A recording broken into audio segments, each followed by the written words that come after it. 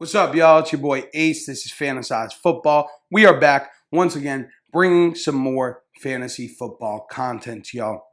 Thank you all for coming by, showing some love and support. And if you are new, thank you for giving me some of your time. I really appreciate it. If at any point you do enjoy this video or any of the other content I have put out, please leave a like on the video. It really does help. But today, we are giving you guys a little bonus episode today talking about Julio Jones, the trade to the Tennessee Titans, and what this means for Julio, A.J. Brown, Tannehill, Derrick Henry, everyone else involved on the Titans, okay? We might do a separate video on the Falcons and how this affects Calvin Ridley. I might just do a whole video on Calvin Ridley because I am excited for him. But before we get into that, me and my boy over here advise y'all to subscribe to the channel. It's free. It really helps grow the channel. Help me reach my goal of 100 subscribers on YouTube by the end of the fantasy football season. We're already over halfway there, and that's because y'all are awesome, and I love each and every one of you. So today, we are freestyling this thing, the phone machine. Nope.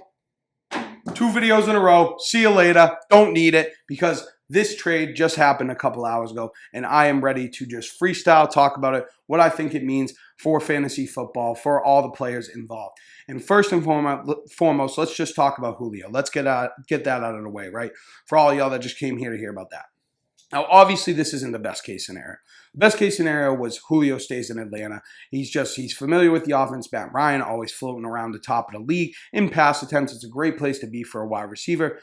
But this isn't bad either. It's not horrible. It's not a situation that I hate. You know, obviously when I did my Julio Jones favorite landing spots for fantasy videos, I wasn't really considering the Titans. I thought about the Chargers, the Raiders, the Colts, but I think this isn't a bad landing spot for him because I expect this means that the Titans are going to throw the ball more, right?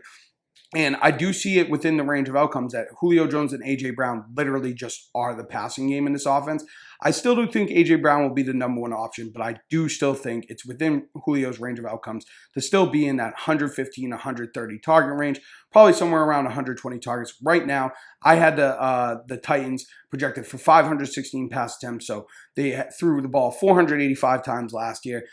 It's essentially the exact same thing as last year, 30 pass attempts a game, per game, give or take. But yeah, I think Julio Jones will incite the Titans to throw the ball a little bit more, and Julio will still be heavily involved, and I do still love him for fantasy for 2021, especially because I think this will drop his value even further than it already has, where you could get him in the 3rd, 4th round.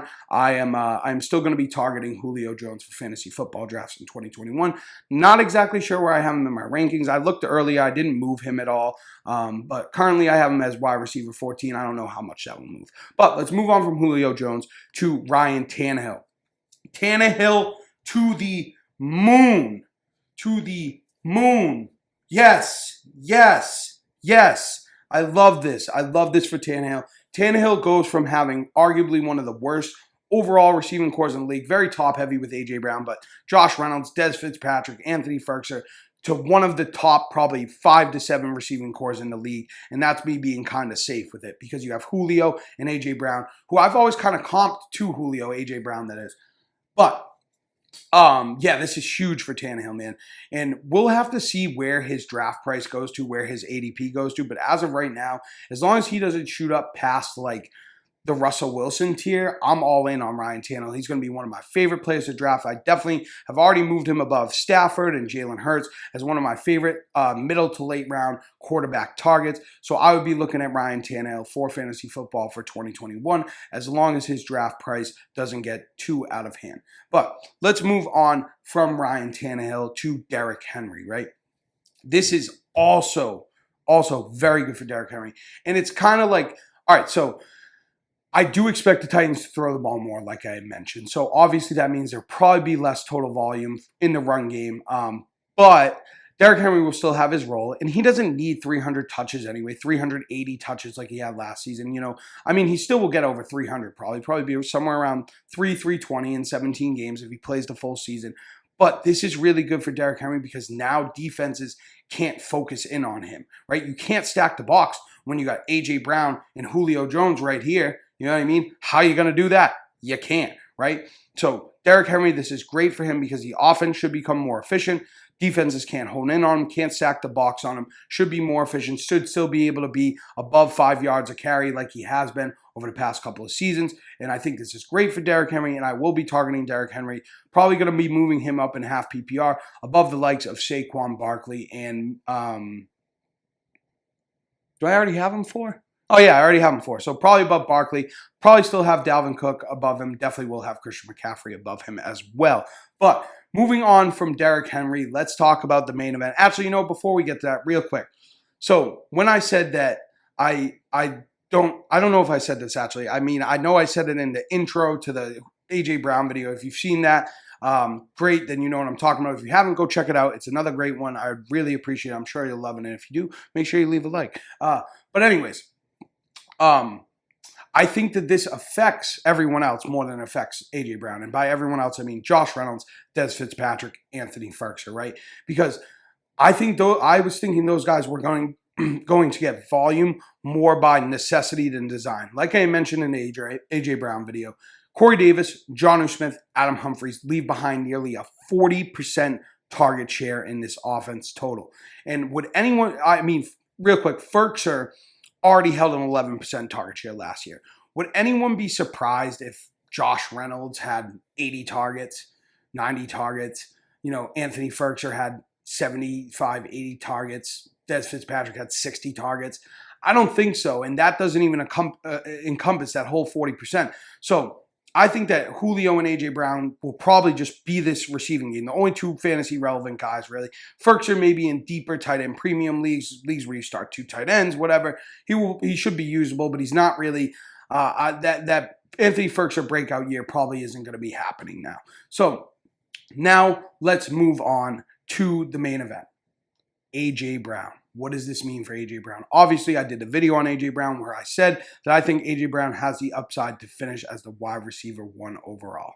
And I still stand by that. I've been thinking about it a little bit. I've had a little time to digest this. And I think this helps AJ Brown more than it hurts him probably. Honest to God. Obviously, there's more risk involved now because, the targets could go down, or the target share could go down, I should say. But in that video, I said I was thinking AJ Brown would be somewhere between 130 and 150 targets this season. I still think that's doable because I think the Titans are going to throw the ball more now. So if they go from 515 attempts like I had them projected for, 516 up to 560, 580 range, then even if his target share is a smaller number, a smaller percentage, the more volume will make up for it, right? And then on top of that, Julio Jones is there now. Defenses can't, double up on AJ Brown. They just can't because you have Julio Jones to worry about too. And of course, this has a lot to do with Julio staying healthy. But as long as Julio can stay healthy, then this is really good for AJ Brown's efficiency because one thing we talked about that I was a little bit concerned about was AJ Brown's efficiency with increased volume. But now that you can't focus in on him, defenses can't hone in on him because of the threat of Julio Jones, the threat of Derrick Henry in the run game, you're not going to be able to hone in on him. And this is great for AJ and Julio Jones because Derrick Henry is there, and Derrick Henry is going to have some of the defense's attention. You are going to have some guys in the box to prevent Derrick Henry from just running wild.